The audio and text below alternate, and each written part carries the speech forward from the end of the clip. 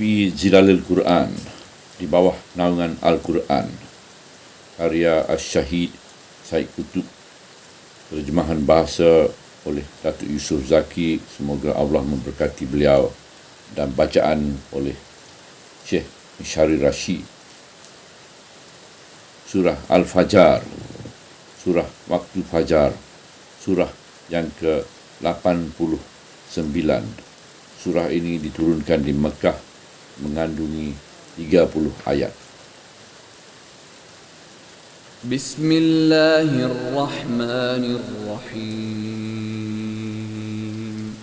Wal fajr wa layalin 'ashr wasyaf'i wal watr wal layli idha yasr hal fi dhalika qasamun lidhi hijr ألم تر كيف فعل ربك بعاد إرم ذات العماد التي لم يخلق مثلها في البلاد وثمود الذين جابوا الصخر بالواد وفرعون ذي الأوتاد الذين طغوا في البلاد فأكثروا فيها الفساد فصب عليهم ربك سوط عذاب إن ربك لبالمرصاد فأما الإنسان إذا ما ابتلاه ربه فأكرمه ونعمه فيقول ربي أكرمن وأما إذا ما ابتلاه فقدر عليه رزقه فيقول ربي أهانن كلا بل لا تكرمون اليتيم ولا تحاضون على طعام المسكين وتأكلون التراث أكلا لما وتحبون المال حبا جما كلا إذا دكت الأرض دكا دكا وجاء ربك والملك صفا صفا وجيء يومئذ بجهنم يومئذ يتذكر الإنسان وأنى له الذكرى يقول يا ليتني قدمت لحياتي فيومئذ لا يعذب عذابه أحد ولا يوثق وثاقه أحد يا أيتها النفس المطمئنة ارجعي إلى ربك راضية مرضية فادخلي في عبادي وادخلي جنتي. Rahmanir-Rahim. Wal Fajr, demi waktu fajar. Walayalin asr, dan demi kelebihan malam-malam yang 10. Wasab wal wat, dan demi solat yang genap dan yang ganjil. Wal laili iza yasr, dan demi keindahan malam ketika ia berlalu. Alfi zalika fasamul lizi hijr, tidaklah sumpahku dengan kejadian sedemikian merupakan sumpah yang mengandungi hikmat yang mendalam pada orang-orang yang berakal. Alam tara kaifa fa'ala rabbuka bi'ad, Tidakkah engkau perhatikan bagaimana Tuhanmu bertindak terhadap kaum Ad? Iramazatil Imad, iaitu penduduk negeri Iram yang mempunyai kemah-kemah yang bertiang tinggi. Allati lam yuklak misluha fil bilad, yang tidak pernah ciptakan sepertinya di negeri-negeri yang lain. Wasamu tullazi najabul sakrabil wad, dan terhadap kaum Samud yang handal memahat bukit-bukit batu untuk menjadikan rumah-rumah kediaman mereka di Wadil Qura. Wa Fir'aun nazil autad, dan terhadap Fir'aun yang mempunyai binaan-binaan besar yang teguh. Allazi natagha fil bilad, mereka semua telah bermahajarela di negeri masing-masing. Fa'aksaru fihal fasad, dan mereka telah melakukan banyak kerusakan. Fasabba alaihim rabbuka sauta azab, kerana itu Tuhanmu menimpakan ke atas mereka semeti azab malapetaka. Inna rabbaka labil mirsad, sesungguhnya Tuhanmu itu sentiasa mengawasi tindak tanduk hambanya. Fa'ammal insa mu'iza mabtala rabbuhu wa akramahu wa na'amahu wa yakulu rabbi akraman.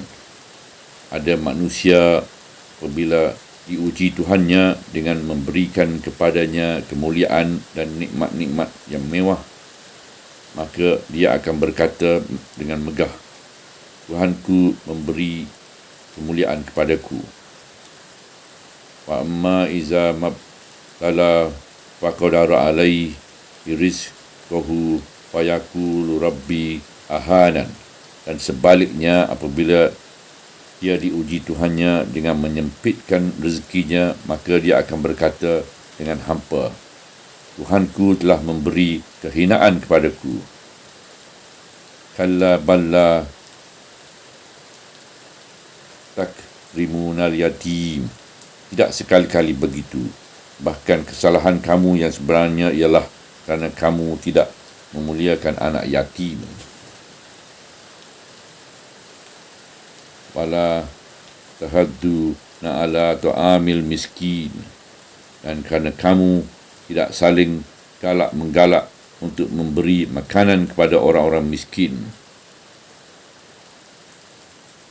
Wa ta'kulu natura sa'aklam lamma, dan kerana kamu makan harta pusaka dengan segala kerakusan.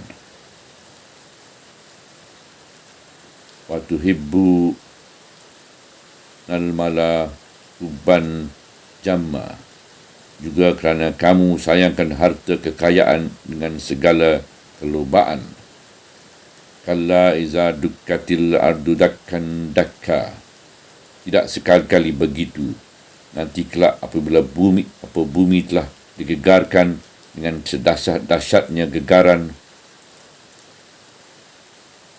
Wajah Arab bukawal mala usaffan saffa, apabila Tuhanmu tiba dan para malaikat turun barisan. Waji yauma izin bi jahannam, yauma izin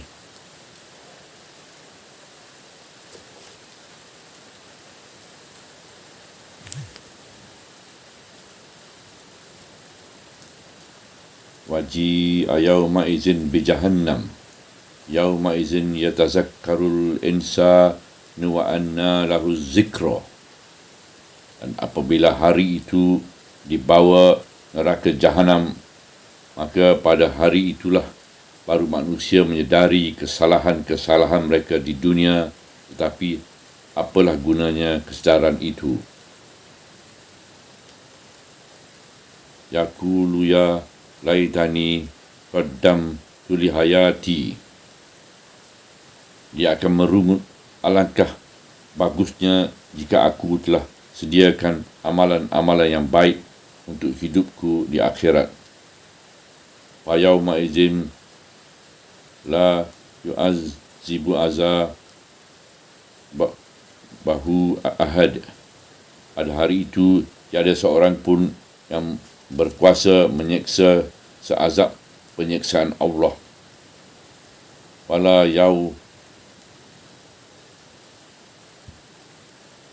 Wala yusiku wasakuhu ahad. Yang tiada seorang pun yang berkuasa mengikat sedahsyat ikatannya. Ya ayyuhal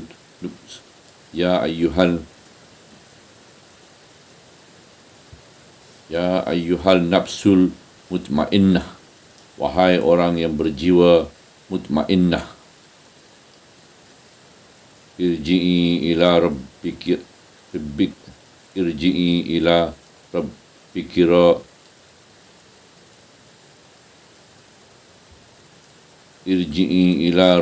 radiyatan mardiyah. Kembalilah kepada Tuhanmu dengan rasa penuh keredaan serta mendapat penuh keredaan darinya.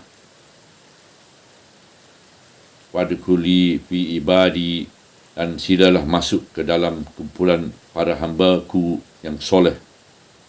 Wadkhuli jannati, dan silalah masuk ke dalam syurga-Ku. Surah ini pada umumnya merupakan satu mata rantai dari mata-mata rantai juzuk amma yang sama yang menyeru hati manusia kepada iman, takwa, kesedaran dan renungan. Tetapi ia mengandungi berbagai-bagai penjelajahan, berbagai-bagai nada dan berbagai-bagai bayangan latar belakang yang membentuk satu lagu yang bermacam-macam bunyi, tetapi membawa satu rentak irama yang seimbang.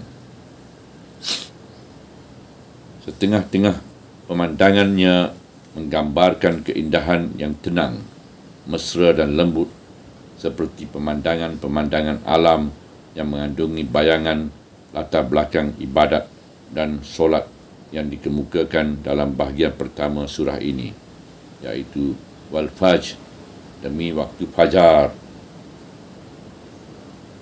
walayalin asr, dan demi kelebihan malam-malam yang 10, wasab iwal wat, dan demi solat yang genap dan yang ganjil, walaili iza yasa, dan demi keindahan malam ketika ia berlalu.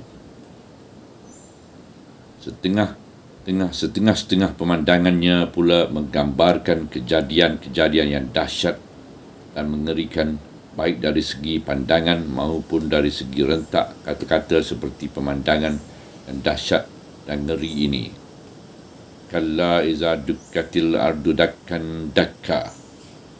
Tidak sekali-kali begitu nanti kelak, apabila bumi telah digegarkan dengan sedahsyat-dahsyatnya gegaran.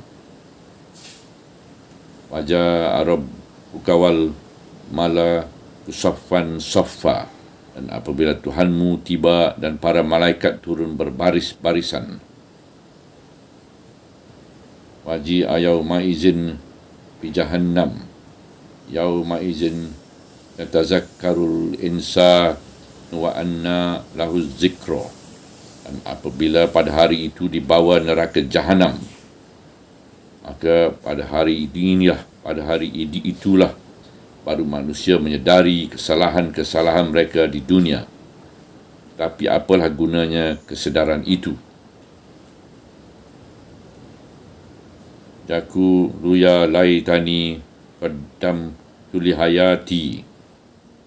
Dia akan merungut, alangkah bagusnya jika aku telah sediakan amalan-amalan yang baik untuk hidupku di akhirat. Wa yauma idzin la yu'azzibu azabu yuziquhu azab ahad. Dan pada hari itu tiada seorang pun yang berkuasa menyeksa seazab penyeksaan Allah.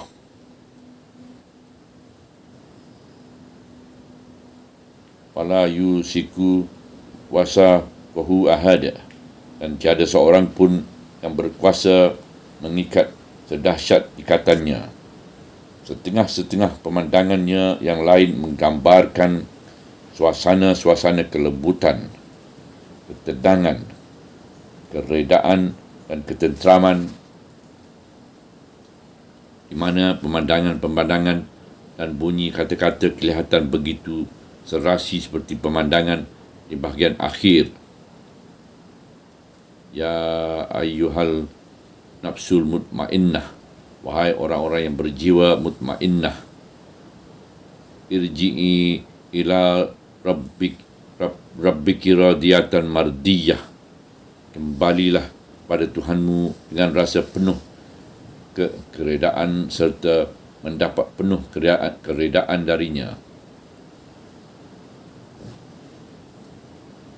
Fadkhuli fi ibadi, dan silalah masuk ke dalam kumpulan para hamba-Ku yang soleh. Wadkhuli jannati, dan silalah masuk ke dalam syurga-Ku. Dalam surah ini juga terdapat singgungan-singgungan sepintas lalu terhadap peristiwa-peristiwa kejatuhan dan keruntuhan umat-umat purba yang zalim dan angkuh. Bunyi ayat-ayatnya begitu imbang di antara nada cerita-cerita yang lembut dengan nada-nada kebinasaan yang keras. Alam tara kaifa fa'ala rabbuka bi'ad. Tidakkah engkau perhatikan bagaimana Tuhanmu bertindak terhadap kaum Ad? Iramazatil imad, iaitu penduduk negeri Iram yang mempunyai kemah-kemah yang bertiang tinggi.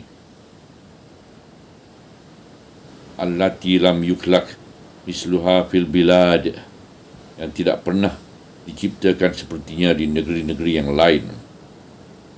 Wasamudul ladzi jabul sakrabil wad, dan terhadap kaum Thamud yang handal memahat bukit-bukit batu untuk dijadikan rumah kediaman mereka di Wadil Qura.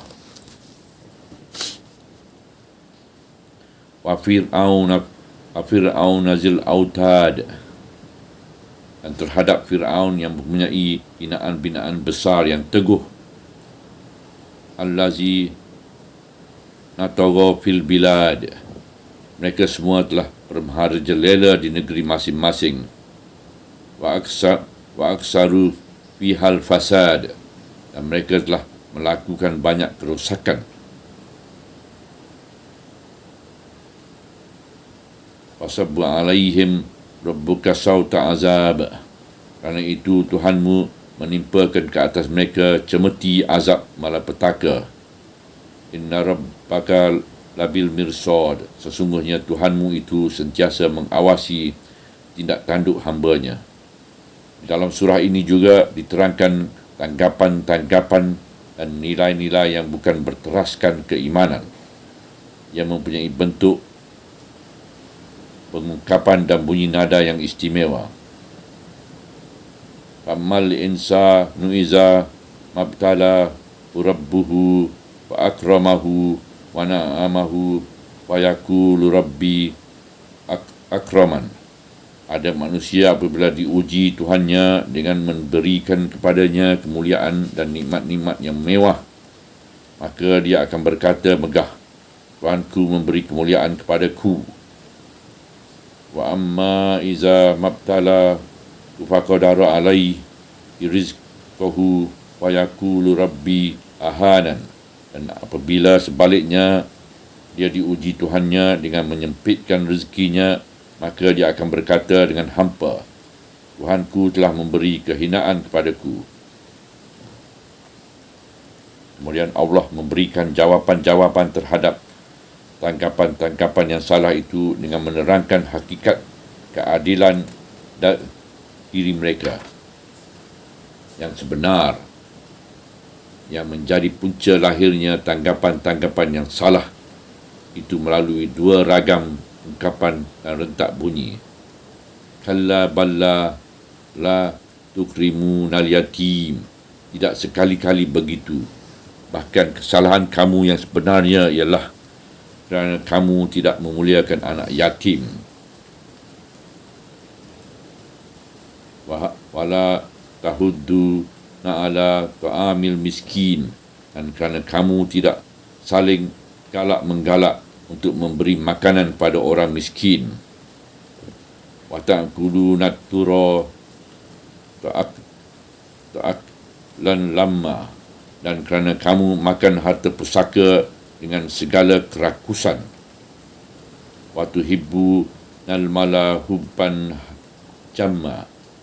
Juga kerana kamu sayangkan harta kekayaan dengan segala kelobaan.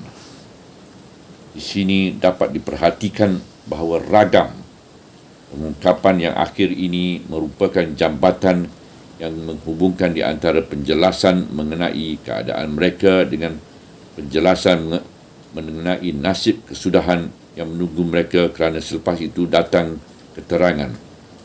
Kalla iza dukkatil ardu dakkan dakka. Tidak sekalipun begitu.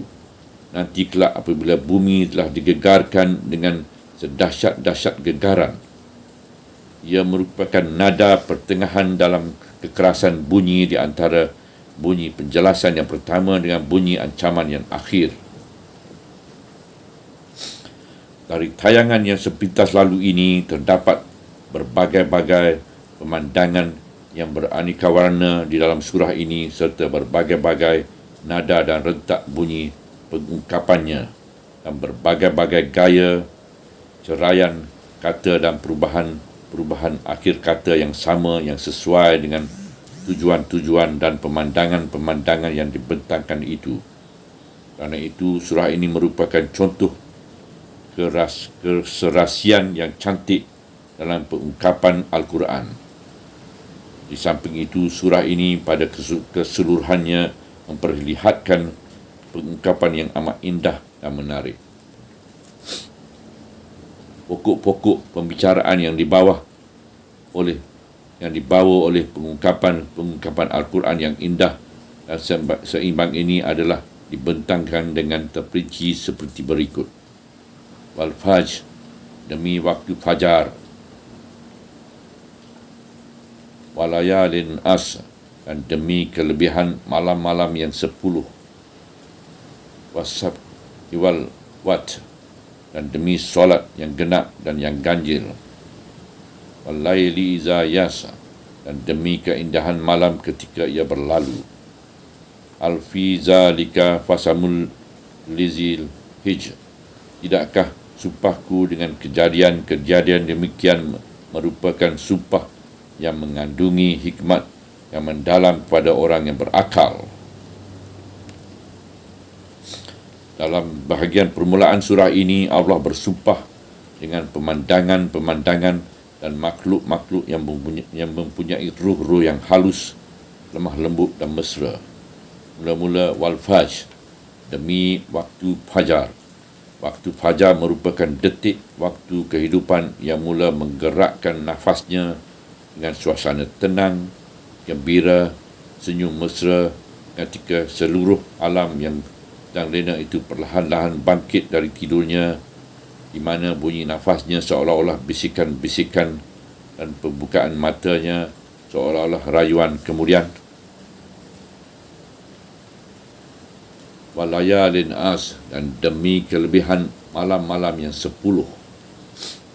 Walaupun Al-Quran menyebut malam-malam yang 10 itu secara umum, namun terdapat riwayat-riwayat yang menentukannya. Menurut satu riwayat, yang dimaksudkan dengan malam-malam yang 10 itu ialah 10 malam dari bulan Zulhijjah. Mengikut riwayat yang lain pula, ialah 10 malam dari bulan Muharram. Dan dalam satu riwayat lagi ialah 10 malam dari bulan Ramadan. Walau bagaimanapun, mengekalkan malam-malam yang 10 dalam pengertiannya yang umum itu lebih mendalam kesannya dan lebih lunak artinya iaitu 10 malam yang berada dalam ilmu Allah dan dipandang mulia olehnya. Ia menggambarkan bayangan malam-malam istimewa, seolah-olah malam-malam itu merupakan makhluk-makhluk hidup yang bernyawa yang dapat bermesra dengan kita dalam pengungkapan Al-Quran yang lemah lembut itu. Wasab wal wat, dan demi solat yang genap dan yang ganjil. Ayat ini menggambarkan solat dan ibadat dalam suasana mesra, iaitu suasana waktu fajar dan malam-malam yang 10 tersebut di dalam hadis.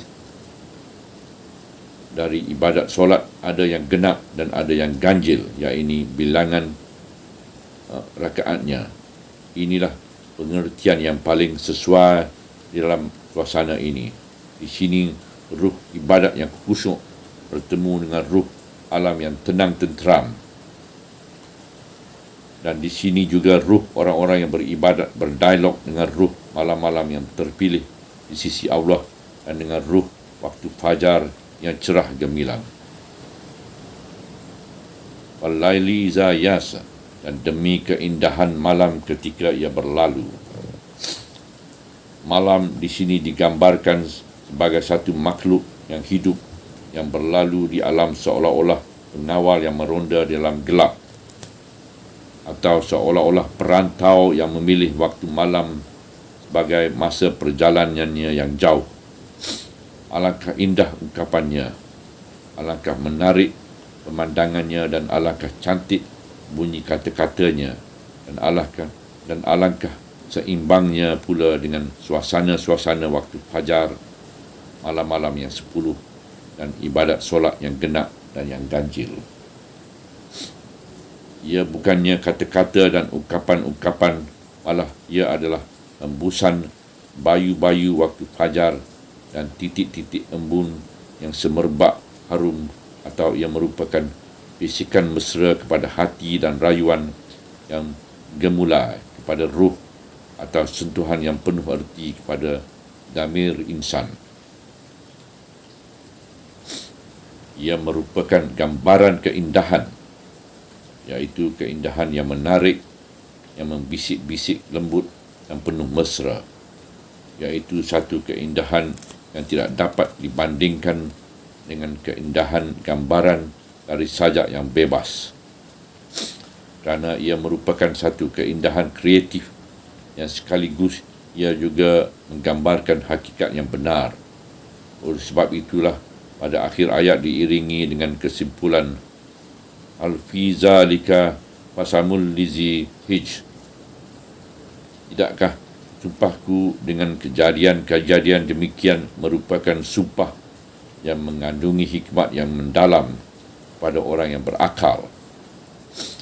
Ini satu pertanyaan untuk menegakkan hakikat bahawa sumpahan dengan kejadian-kejadian itu merupakan sumpah yang penuh erti dan meyakinkan kepada setiap orang yang berakal fikiran.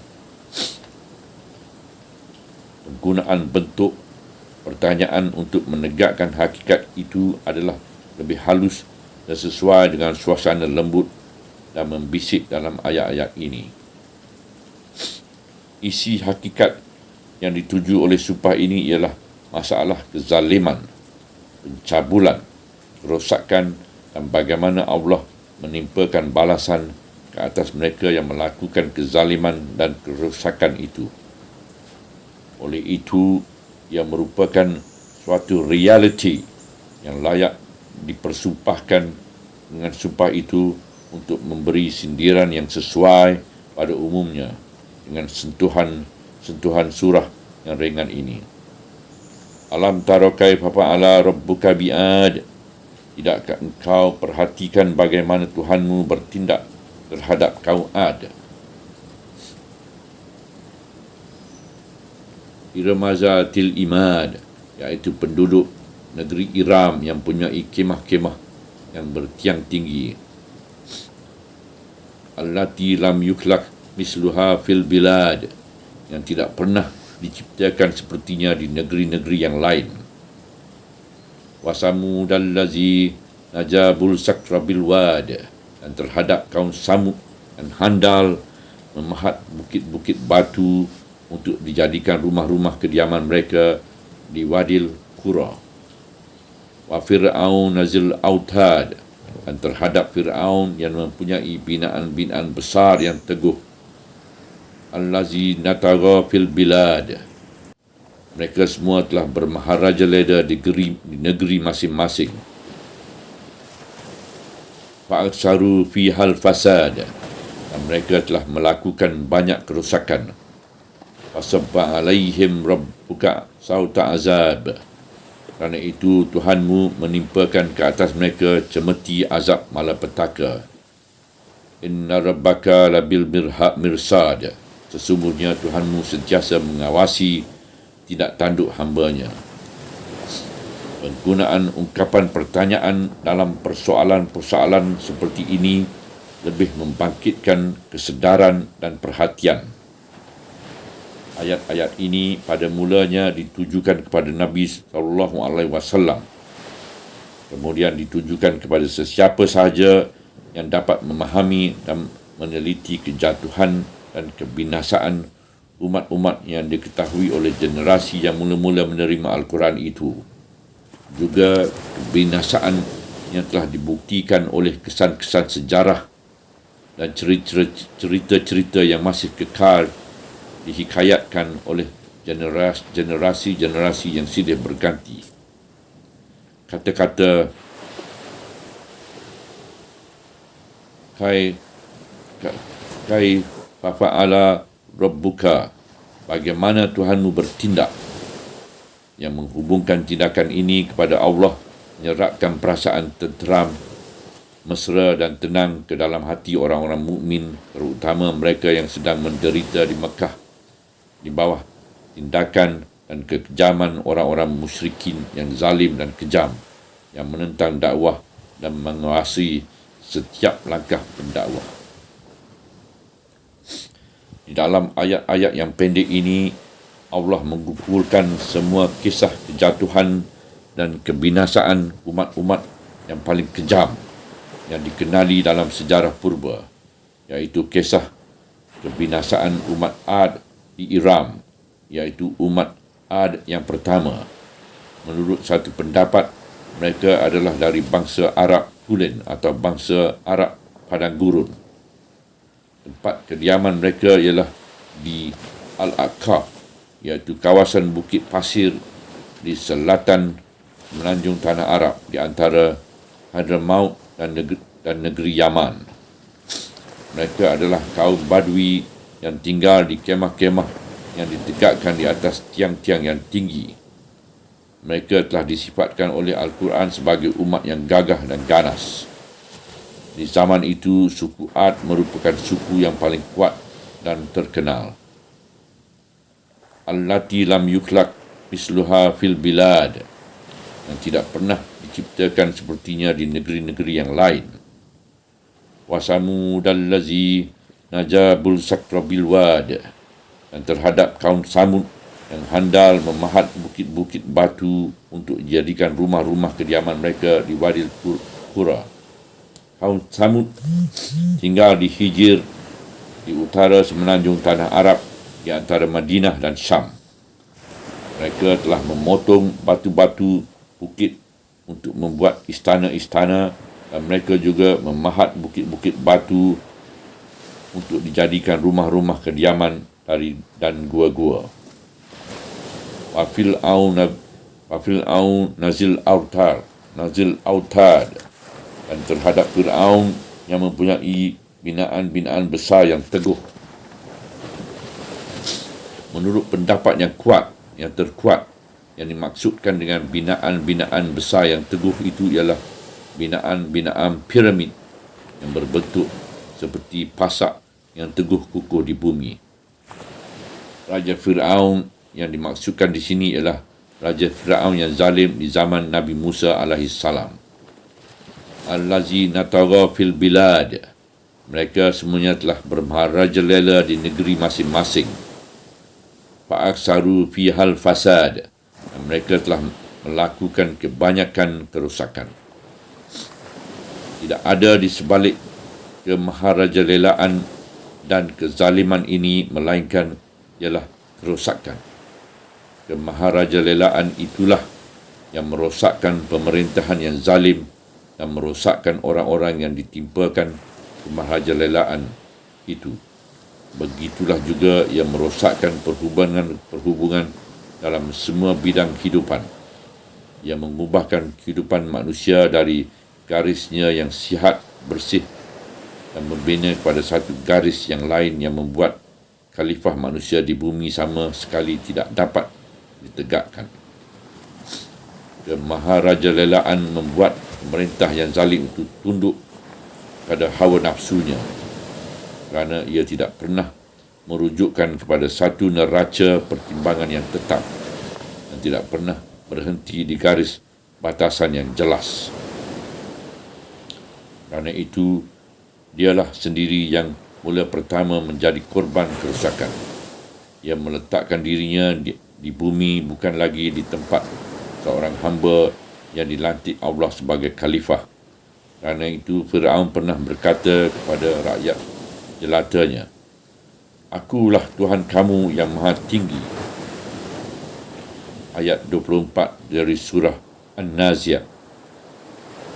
Kata-kata itu diucapkan setelah ia dirosakkan oleh kezaliman dan kemaharajalelaan dan melampau batas seorang hamba selaku makhluk Allah sehingga tergamak membuat dakwaan yang keji itu. Itulah kemuncak kerosakan. Kemaharajalelaan dan kezaliman pemerintah juga membuat rakyat jelata menjadi abdi yang hina dan membuat mereka menyimpan dendam kesumat yang terpendam. Kerana itu, perasaan-perasaan kehormatan insan dan bakat daya cipta mereka yang bebas akan menjadi lumpuh, kerana bakat-bakat itu hanya dapat berkembang dalam suasana yang bebas sahaja. Jiwa manusia yang dihina itu akan menjadi busuk dan menjadi tanah subur bagi pembiakan ulat-ulat nafsu syahwat yang rendah dan keinginan yang tidak sihat. Juga menjadi gelanggang berbagai-bagai penyelewengan dan seterusnya, menyebabkan lenyapnya hati nurani dan ketajaman akal, fikiran dan hilangnya semangat dermawan, hikmat yang tinggi dan cita-cita yang luhur. Itulah kemuncak kerosakan. Kemaharajalelaan dan kezaliman pemerintah itu juga menghancur leburkan segala neraca pertimbangan, segala nilai dan segala pandangan yang lurus dan jujur. Kerana neraca-neraca, nilai-nilai dan pandangan-pandangan yang saksama itu merupakan ancaman dan bahaya kepada pemerintah yang zalim. Oleh sebab itu, neraca-neraca dan nilai-nilai yang besar itu perlu dipalsukan dan pandangan-pandangan yang harus dan lurus itu perlu diselewengkan supaya dapat menerima gambaran kezaliman yang buruk itu. Itulah kemuncak kerosakan. Apabila pemerintah-pemerintah yang bermaharajalela melakukan berbagai-bagai kerosakan dan kejahatan, maka ubatnya tidak lain dan tidak bukan melainkan permukaan bumi ini harus dibersihkan dari segala kerosakan itu. Fasabba alaihim rabbuka sauta azab. Kerana itu Tuhanmu menimpakan ke atas mereka cemati azab malapetaka. Inna rabbaka labil mirsad. Sesungguhnya Tuhanmu itu sentiasa mengawasi tindak tanduk hamba-Nya. Tuhanmu sentiasa mengawati mereka dan merakamkan segala tindak tanduk mereka, dan apabila kerosakan dan kejahatan itu semakin banyak, maka Allah menimpakan ke atas mereka cemeti azab yang membinasakan mereka. Ungkapan ini menimbulkan rasa kesakitan digigit sebutan cemeti apabila ia menyebut kata-kata cemeti, dan menimbulkan rasa diselubungi azab apabila ia menyebut kata-kata menimpakan ke atas mereka. Rasa kesakitan yang pedih bercampur dengan rasa diselubungi keseksaan telah dialami oleh orang-orang yang zalim, yang bermaharajalela, yang melakukan berbagai-bagai kerosakan dan kejahatan di bumi. Cerita-cerita kebinasaan umat-umat yang zalim itu boleh mencurahkan rasa ketenangan dan ketenteraman di dalam hati orang mukmin yang sedang menghadapi penindasan dan kezaliman di setiap zaman dan tempat. Inna rabbaka labil mirsad. Sesungguhnya Tuhanmu itu sentiasa mengawasi tindak tanduk hamba-Nya. Ayat ini melimpahkan satu perasaan ketenteraman yang istimewa pada Tuhanmu adalah kerana Tuhanmu adalah pengawal dan pemerhati yang tiada sesuatu pun yang terlepas atau terluput dari kawalan dan pemerhatiannya. Oleh sebab itu, setiap mukmin harus bertenang dan menikmati tidur nyenyak sepenuh mata, kerana Allah sentiasa mengawasi kezaliman, kejahatan dan kerosakan.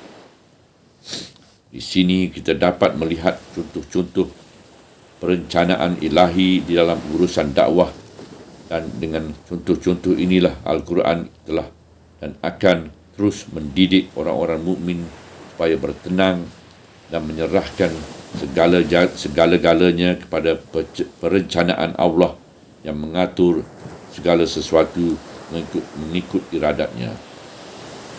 Inna rabbaka labil mirsad. Sesungguhnya Tuhanmu itu sentiasa mengawasi tindak tanduk hamba-hambanya. Dialah yang melihat, menghisap dan menentukan balasan mengikut pertimbangan neraca yang halus, yang tidak pernah salah, tidak pernah zalim dan tidak pernah terpengaruh pada rupa bentuk yang lahir. Malah yang menjadikan perhitungannya ialah hakikat yang benar di dalam segala perkara. Ini berlainan dengan manusia yang selalu membuat pertimbangan-pertimbangan yang salah dan penilaian-penilaian yang menyeleweng. Mereka tidak nampak melainkan rupa bentuk yang lahir sahaja selama mereka tidak berhubung dengan neraca Allah.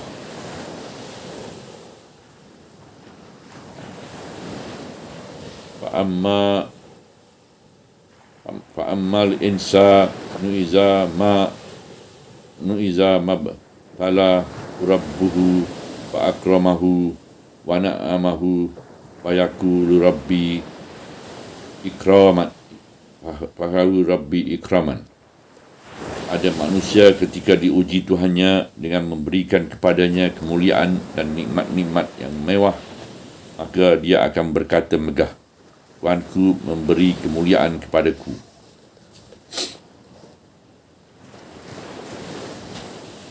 Wa amma iza mabtala faqad alai rizq fayaqulu rabbi ihanan.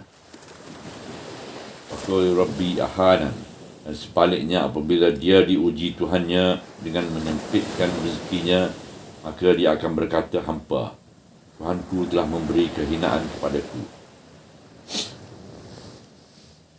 Inilah pandangan dan tanggapan manusia dalam menghadapi ujian-ujian Allah terhadap mereka dengan bentuk kesenangan dan kesusahan hidup, keluasan dan kesempitan mata pencarian. Mereka diuji dengan nikmat dan kemuliaan, dengan harta dan pangkat, tapi mereka tidak sedar bahawa semuanya itu hanya suatu ujian dari Allah dengan tujuan untuk menentukan balasan.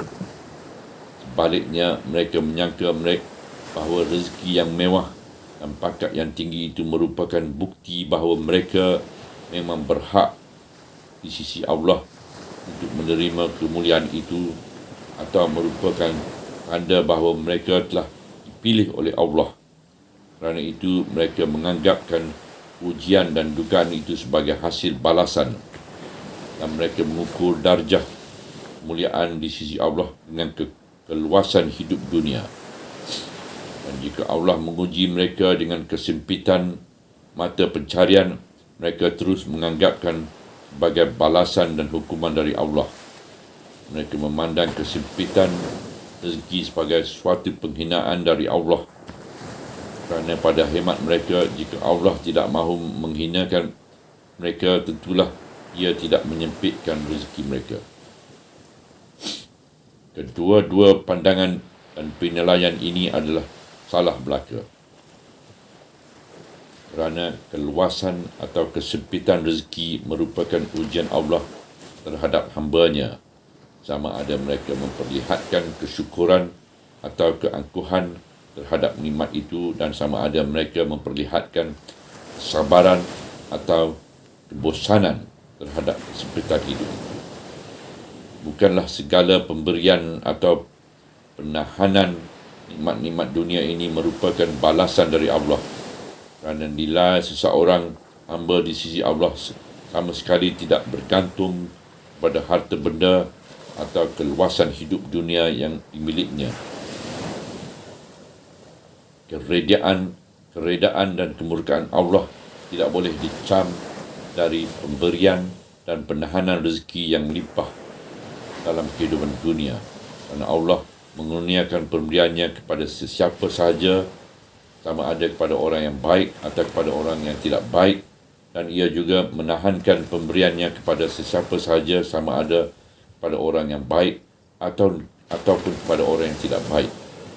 Yang menjadi pokok pegangan ialah Allah mengurniakan pemberiannya untuk menguji dan menahankan pemberiannya juga untuk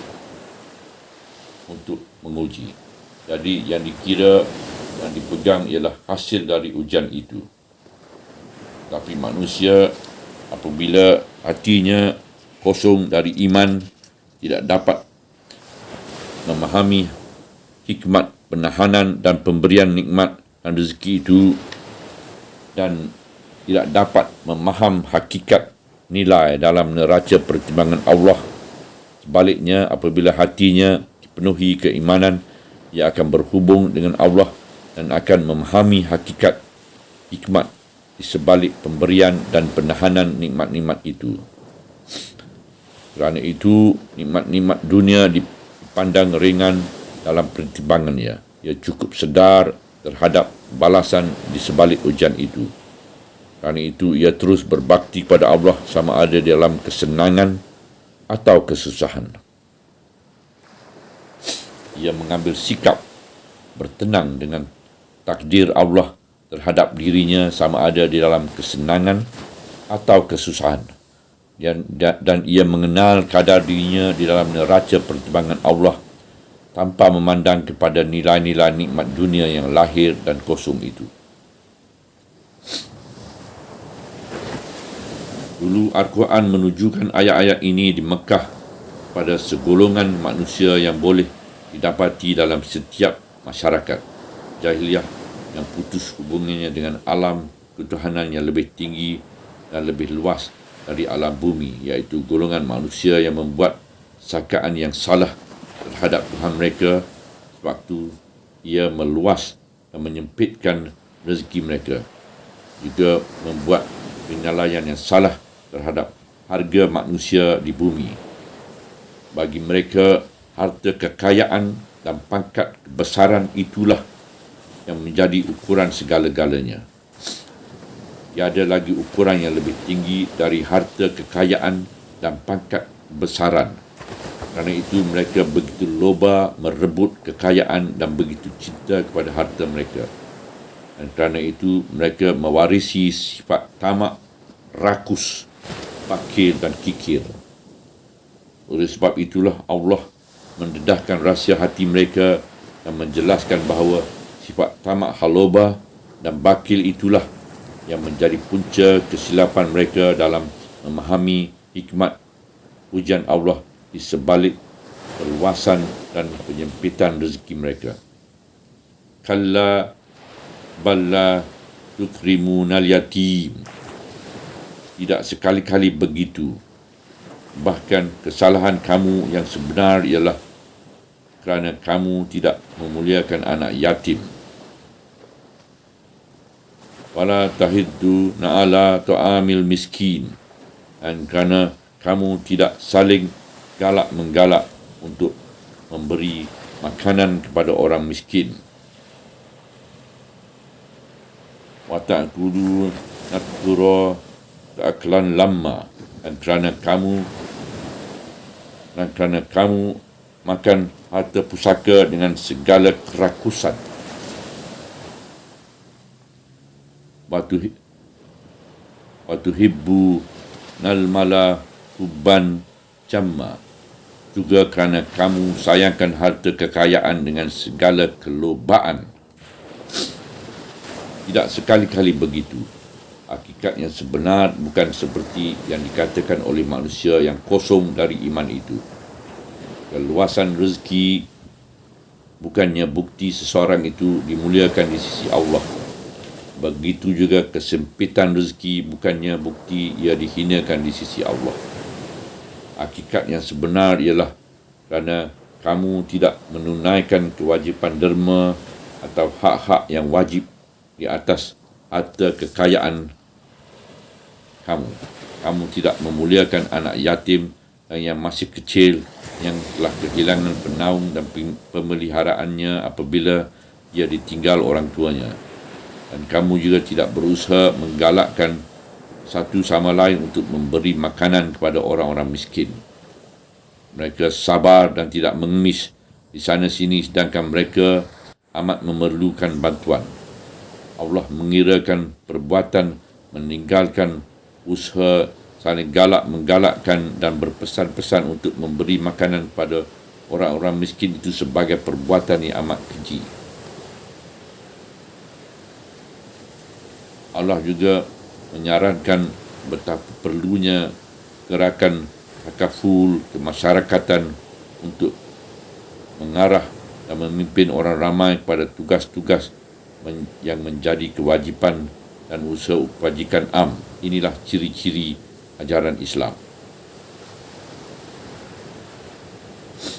Kamu tidak mengerti makna ujian Allah dan kamu tidak pernah mencuba untuk berjaya dalam ujian itu dengan memuliakan anak yatim dan dengan usaha saling menggalak untuk memberi makanan kepada orang-orang miskin. Bahkan kamu sebaliknya makan harta pesaka dengan segala kerakusan dan cintakan harta kekayaan dengan sepenuh hati hingga tidak ada lagi dalam jiwa kamu semangat dermawan dan murah hati terhadap golongan yang memerlukan bantuan dan makanan.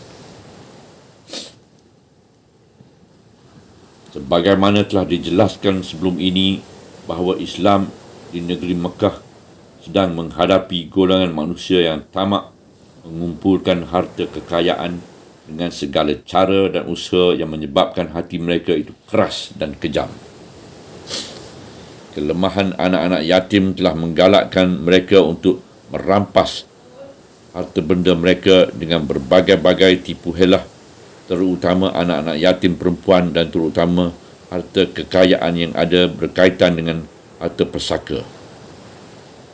Kecintaan kepada harta dan usaha mengumpulkan kekayaan dengan muamalah riba merupakan satu gejala yang amat ketara di dalam masyarakat Mekah sebelum Islam. Dan itulah ciri masyarakat jahiliah di setiap zaman dan tempat hingga ke zaman sekarang.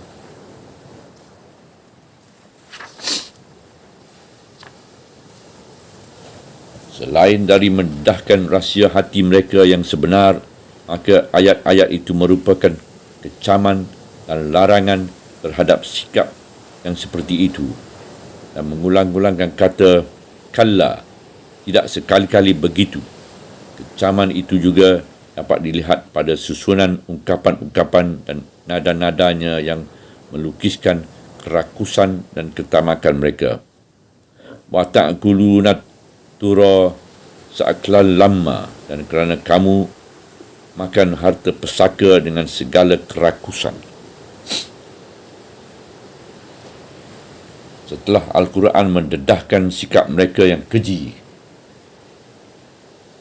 dan setelah menerangkan pandangan-pandangan mereka yang salah terhadap ujian Allah dengan memberi nikmat rezeki atau dengan menahan pemberian nikmat itu, maka ia diiringi pula dengan ancaman hari kiamat yang mengerikan. Kalla iza dukkatil ardu dakkan dakka. Tidak sekali-kali begitu nanti kelak, apabila bumi telah digegarkan dengan sedahsyat-dahsyat gegaran. Wajah Arab buka wal mala kusaffan saffa, dan apabila Tuhanmu tiba dan para malaikat turun berbaris-barisan. Waji ayauma izin bi jahannam, yauma izin ya Tuhan, yauma izin yatazakkarul insanu wa anna lahu zikra. Apabila pada hari itu dibawa neraka jahanam, maka pada hari itulah baru manusia menyedari kesalahan-kesalahan mereka di dunia, tetapi apalah gunanya kesadaran itu.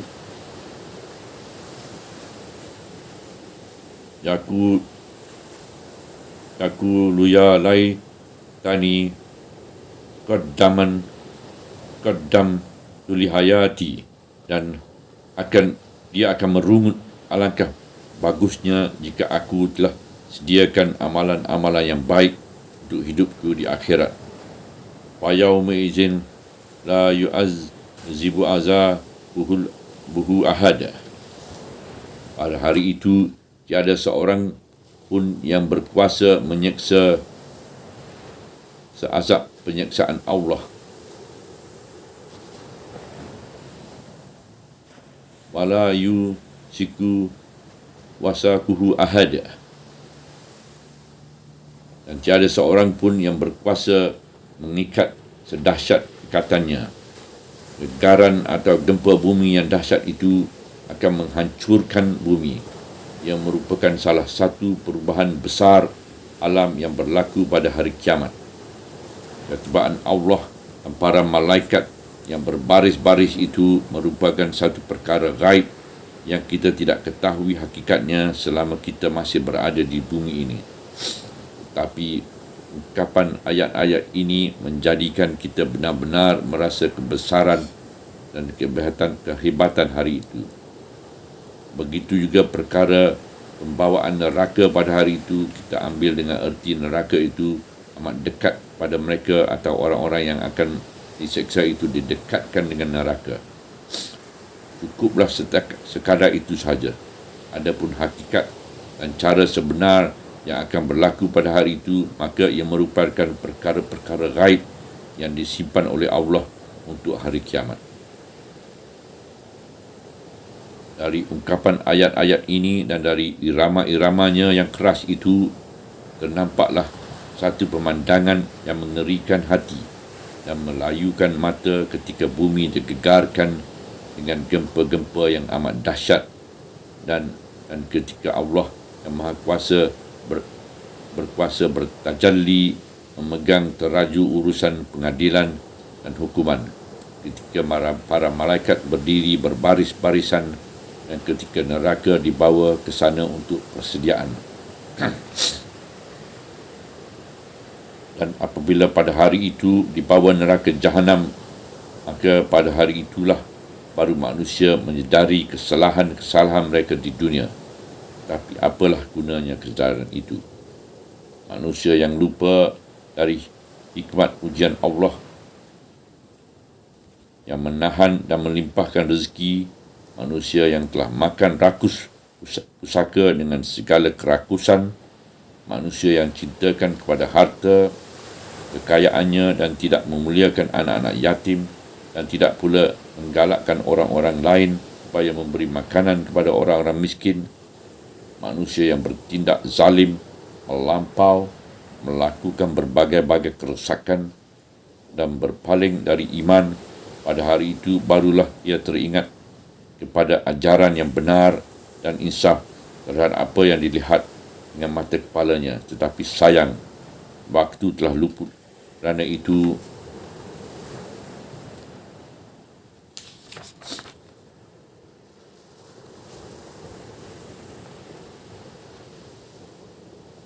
wa anna lahu zikra. Apalah gunanya kesedaran itu? Masa itu mencari keinsafan telah berlalu dan ia tidak akan kembali memberi faedah kepada sesiapa pun pada hari balasan itu. Ia akan menjadi satu penyesalan yang besar kerana kehilangan peluang menyediakan amalan semasa berada di dunia. Apabila hakikat itu terbentang jelas kepadanya, taqulu ya laitani qaddam uli hayati, ia akan merungut, alangkah bagusnya jika aku telah sediakan amalan-amalan yang baik untuk hidupku di akhirat. Alangkah bahagianya jika aku telah membuat persediaan dengan amalan yang soleh untuk kehidupanku di negeri akhirat. Kerana hidup di negeri akhirat itulah merupakan hidup hakiki yang wajar, dengan nama hidup yang wajar dibuat persediaan dan bekalan untuk menghadapinya.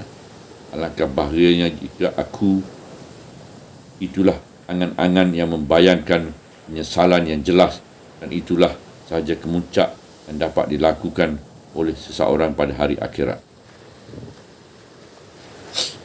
Kemudian Al-Quran menggambarkan untung nasib mereka setelah mereka meluahkan penyesalan dan angan-angan yang kosong. Fa yauma idzin la yu'azzibu azabuhu ahad. Pada hari itu tiada seorang pun yang berkuasa menyeksa seazab penyeksaan Allah. Wala yausiku wasaquhu ahad. Dan tiada seorang pun yang berkuasa mengikat sedahsyat katanya. Itulah Allah yang Maha Kuasa yang akan menyeksakan mereka dengan penyeksaan yang tidak ada tolak bandingnya, dan yang akan mengikat dan membelenggukan mereka dengan pembelengguan yang tidak pernah dilakukan oleh sesiapa pun. Gambaran penyeksaan dan pembelengguan Allah telah diterangkan dengan panjang lebar di dalam surah-surah lain yang menayangkan berbagai-bagai pemandangan di hari kiamat. Sedangkan dalam surah ini, gambaran penyeksaan dan pembelengguan itu hanya disebut secara umum dan disifatkan sebagai sesuatu yang unik yang tidak dapat dibanding dengan cara-cara penyeksaan dan pembelengguan yang dilakukan oleh manusia. Penerangan itu sejajar dengan penerangan mengenai kekejaman manusia zalim diwakili oleh kaum Ad, Thamud dan Fir'aun yang telah diterangkan di dalam surah ini. Mereka yang telah melakukan berbagai-bagai kerosakan dan kejahatan di muka bumi, termasuk menyeksa dan mengikat manusia dengan rantai dan belenggu. Ayat ini seolah-olah berkata, wahai Nabi, wahai orang-orang mukmin, inilah Tuhanmu yang akan menyeksa dan membelenggukan orang-orang yang zalim, yang telah menyeksa dan membelenggukan manusia. Tetapi di antara penyeksaan dan pembelengguanku dengan penyeksaan dan pembelengguan mereka terdapat perbezaan yang amat jauh. Alangkah ringannya penyeksaan dan pembelengguan makhluk, dan alangkah beratnya penyeksaan dan pembelengguan Khalik. Biarlah mereka mengazab dan membelenggu manusia semahu mereka, kerana mereka akan dibalas dengan penyiksaan dan pembelengguan yang di luar dugaan makhluk. Di tengah-tengah suasana kiamat yang ngeri dan di tengah-tengah suasana penyiksaan dan pembelengguan yang dahsyat ini, di luar dugaan itu tercetuslah suara panggilan dari Al-Mala'ul A'la menyeru orang yang beriman. Ya ayyuhan nafsul mutmainnah, wahai orang yang berjiwa mutmainnah, irdi ila rabbiki radiyatan mardiyah, kembalilah kepada Tuhanmu dengan rasa penuh keredaan serta mendapat penuh keredaan dirinya. Wadkhuli fi ibadi, dan silalah masuk ke dalam kumpulan para hamba-Mu yang soleh. Wadkhuli jannati, dan silalah masuk ke dalam syurgaku. Demikianlah mereka diseru dengan penuh mesra dan lemah lembut, mulia dan mesra, memuji dan memberi keyakinan. Dan di tengah-tengah belenggu itu dan ikatan itu diberikan kebebasan, kesenangan dan kemewahan. Kembalilah kepada Tuhanmu, yakni kembalilah pada asal mulamu setelah berpisah dengan bumi dan bercerai dengan dunia. Pulanglah kepada Tuhanmu, kerana di antara dia dan engkau terdapat hubungan dan perkenalan yang kukuh. Kembalilah.